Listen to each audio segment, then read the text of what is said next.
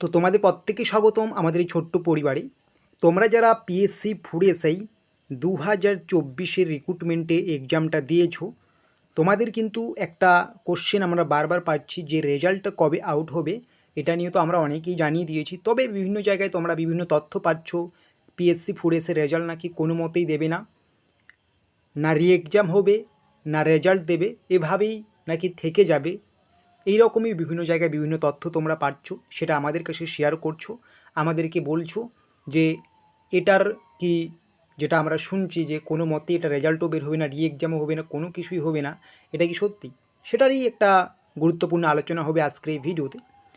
তো সবার আগে তোমাদের আমি কিছু কথা বলবো। তোমরা তো শুধুমাত্র ফুড এসআইয়ের জন্য পড়াশুনো করো না বা করোনি, তোমাদেরা কিন্তু আরও অনেক পরীক্ষা দিয়েছো। সেই সমস্ত পরীক্ষা নিয়ে কিছু গুরুত্বপূর্ণ কথা বলবো, যেটা মূলত জেল পুলিশ নিয়ে। তো অবশ্যই কথাগুলো আগে শোনো, তারপরে আমরা ফুড এসআইয়ের ব্যাপারটা আসছি। তো তোমরা দেখতে পাচ্ছ যে জেল পুলিশের সমস্ত নোটস সাজেশন এবং প্রত্যেক দিন মক টেস্ট তোমরা পাবে। তোমাদের সামনে যে এক্সামটা আসে, সমস্ত পিডিএফস ও ইবুক এবং সাথে কারেন্ট অ্যাফেয়ার্স পাবে। তোমাদের প্রাইস কত রাখা হয়েছে? তোমাদের প্রাইস রাখা হয়েছে অনলি 29 রুপিস। তোমরা চাইলে কিন্তু আজকে সংগ্রহ করতে পারো। এবং কম্পিউটার এবং ম্যাথে কিন্তু একটা বিশেষ গুরুত্ব দেওয়া হয়েছে। তোমরা যদি সংগ্রহ করতে চাও, অবশ্যই কিন্তু ভিডিও ডেসক্রিপশন বক্সে যাও, সেখানে আমাদের হোয়াটসঅ্যাপ নম্বর আছে এবং আমাদের হোয়াটসঅ্যাপ গ্রুপ আছে, সেখানে যুক্ত হয়েও তোমরা কিন্তু এর আপডেট নিতে পারো বা আমাদের সাথে যোগাযোগ করে কিন্তু সঙ্গে সঙ্গে পেমেন্ট করার সঙ্গে সঙ্গে তোমাদের কিন্তু মক টেস্ট, পিডিএফ সমস্ত কিছুই কিন্তু প্রোভাইড করা হবে। অবশ্যই কিন্তু একটু গিয়ে যোগাযোগ করে নিবি। তো যেটা আলোচ্য বিষয়, যে পিএসসি ফুড এসের রেজাল্টেই বের হবে না, না হবে রি এক্সাম, না বের হবে রেজাল্ট, এই রকম যে তথ্যটা চারিদিকে ঘুরছে তোমরা শুনছো, এটা কিন্তু একটা বোকা বোকা খবর, বা এটা যারা তোমরা বিশ্বাস করছো এটা বোকা বোকা একটা কিন্তু পরিচয়। কেন? যখন এক্সামটা হয়েছে, রিক্রুটমেন্টে দুর্নীতির অভিযোগ উঠেছে, এটা কিন্তু এখন কেসে কিন্তু চলছে, হাইকোর্টে কেস চলছে। এটা কখনোই না যে তোমাদের এটা লাইফ টাইম এরকমই থেকে যাবে, না রি এক্সাম হবে, না রেজাল্ট হবে, এইরকম থেকে যাবে, এটা কখনোই হতে পারে না। সবার আগে তোমাদের আমি বলছি, তোমার রেজাল্ট বের হতে, যদি রি এক্সাম না হয়, রেজাল্ট বের হতে যথেষ্ট টাইম লাগবে বা রিক্রুটমেন্ট শেষ হতে যথেষ্ট টাইম লাগবে। কিন্তু এই যে তোমরা বলছো রেজাল্ট বেরই হবে না, এখানে রিক্রুটমেন্টটা কি হবে? বিশেষ করে যারা ভালো পরীক্ষা দিয়েছো তোমরা এই কোশ্চেনগুলো করছো। যে পরীক্ষা খারাপ দিয়েছে সে তো এরকমই কোশ্চেন করবে না। তোমাদের বলবো রেজাল্ট তোমাদের অবশ্যই বের হবে। আর তার আগেই যদি হাইকোর্ট যদি রি এক্সামের একটা ইসে দিয়ে দেয়, কি বলবো, রি এক্সামের একটা আপডেটস দিয়ে দেয় বা রি এক্সাম নিতে বলে পিএসসিকে, সেটা পরবর্তী ব্যাপার, ঠিক আছে। তবে বর্তমানে সাময়িক যে পরিস্থিতি, যেখানে দেখা যাচ্ছে যে রেজাল্টেই সবাই চায় এবং 90%এই রেজাল্ট বের হওয়ার সম্ভাবনা আছে, বাকি 10% শুধু রি এক্সাম হওয়ার সম্ভাবনা আছে। তো সেই হিসেবে আমরা রেজাল্টটাকেই ধরে এগিয়ে যাচ্ছি।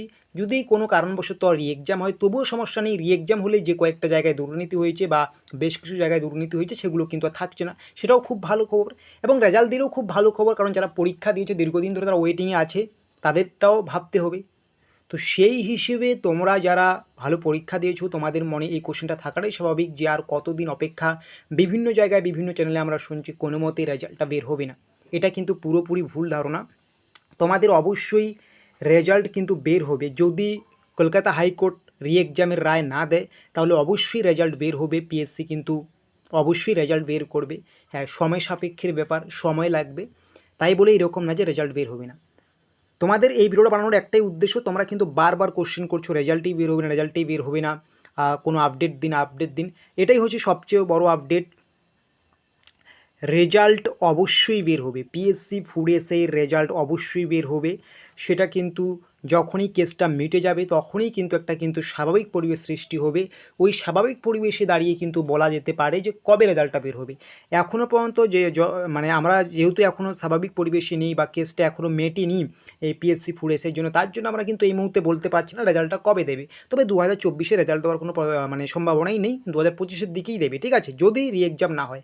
আর আমি আগেই বললাম রি এক্সামের সম্ভাবনা আছে শুধুমাত্র 10%, বাকি 90%এই রয়েছে রেজাল্ট বের হওয়ার সম্ভাবনা, ঠিক আছে। কারণ আমরা দেখেছি শুধু রাজ্যের নয়, সারা দেশের বড় বড় পরীক্ষার ক্ষেত্রে এরকম দুর্নীতি অভিযোগ ওঠার পরেও সুপ্রিম কোর্ট পর্যন্ত কিন্তু রায় দিয়েছে যে সেটা রি এক্সাম নয়, রেজাল্টেই বের করা হবে।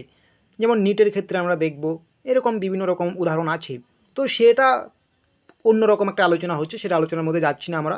তবে যেহেতু রেজাল্ট বের হওয়ারই সম্ভাবনা বেশি আছে, তো অবশ্যই রেজাল্ট বের হবে, সময় লাগবে। আমি বারবার রিপিট করছি, এগেন রিপিট করছি, তো পিএসসি ফুড এসআই রেজাল্ট বের হতে যথেষ্ট সময় লাগবে। তাই বলে আমি কাউকে ডিমোটিভেট করছি না, যেটা বাস্তব, কঠোর বাস্তব যেটা, আমি সেটাই তুলে ধরলাম। পিএসসি ফুড এসআই এর রেজাল্ট বের হতে যথেষ্ট সময় লাগবে, রিক্রুটমেন্ট হতে যথেষ্ট সময় লাগবে। তবে এই রকম কখনোই না যে তোমাদের রেজাল্টটাই আটকে থাকবে, রেজাল্টটাই বের হবে না, এরকম কিন্তু কখনোই হতে পারে না।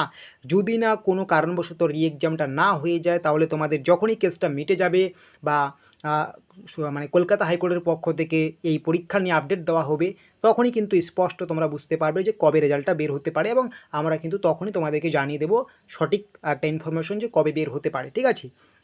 তবে এটাই তোমাদের বলবো, এটা নিয়ে শুধু লেগে থেকো না, তোমাদের কিন্তু পিএসসির সামনে ক্লার্কশিপ থেকে শুরু করে আরও বেশ কয়েকটি এক্সাম আসে, সেই এক্সামগুলোর জন্য প্রস্তুতি নাও। এর ফলে তোমাদের কিন্তু সামনে এগিয়ে যাওয়ার কিন্তু পথটা আরও কিন্তু মজবুত হবে। কারণ যেটা হয়ে গেছে সেটা নিয়ে ভাবনা চিন্তা করে লাভ নেই। তোমার হয়তো পরীক্ষা হয়ে গেছে বা ভালো হয়ে গেছে, তবুও তোমার না হতে পারে কাট অফ ক্লিয়ার, যেহেতু পরীক্ষার কোশ্চেন ইজি ছিল এবং একটাই যেহেতু পরীক্ষা, তো শুধুমাত্র এটার ভরসায় থেকো না, ঠিক আছে। এমনিতে রেজাল্ট তো অনেক দেরি হবে, সেদিক দিয়ে একটা ধাক্কা খাচ্ছ, তারপরও দেখা গেলো অনেক দেরি হয়ে যাওয়ার পরেও তোমার কাট অফতে নাম মানে মেরিট লিস্টে নাম উঠলো না, ইন্টারভিউ একটু কম নাম্বার দিয়ে দিলো। তাই শুধুমাত্র এটার আশায় থাকবে না। আমি সবসময় বলি যে পরীক্ষাগুলো একটাই হয় না, মানে যেমন ফুড এসআই একটাই পরীক্ষা, এই সমস্ত পরীক্ষার রিস্ক বেশি। হয়তো অনেকেই ভাবে পরীক্ষা খুব সহজ, কিন্তু পরীক্ষার প্যাটার্ন অনুযায়ী বা পরীক্ষার সিলেকশন প্রসেস খুব সহজ, কিন্তু এখানে জব পাওয়াটা অনেক কঠিন হয়। কারণ তুমি যতই ভালো পরীক্ষা দাও, ইন্টারভিউ 1 নম্বর কম দিলে তুমি কিন্তু অনেকটা পিছিয়ে যাবে।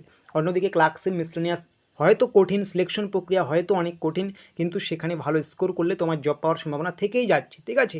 এটা কিন্তু মাথায় রাখবে। তো অবশ্যই ক্লার্কশিপের জন্য প্রস্তুতি নাও, এবং মিসলেনিয়াস ভালো হলে মেন্সের জন্য প্রস্তুতি নাও, এবং রেলওয়ে এনটিপিসি থেকে শুরু করে আরও বিভিন্ন রকম পরীক্ষা আসে, সেই পরীক্ষাগুলোর জন্য প্রস্তুতি নাও। তোমাদের কিন্তু আগামী জীবন কিন্তু আরও উজ্জ্বল হবে, ঠিক আছে।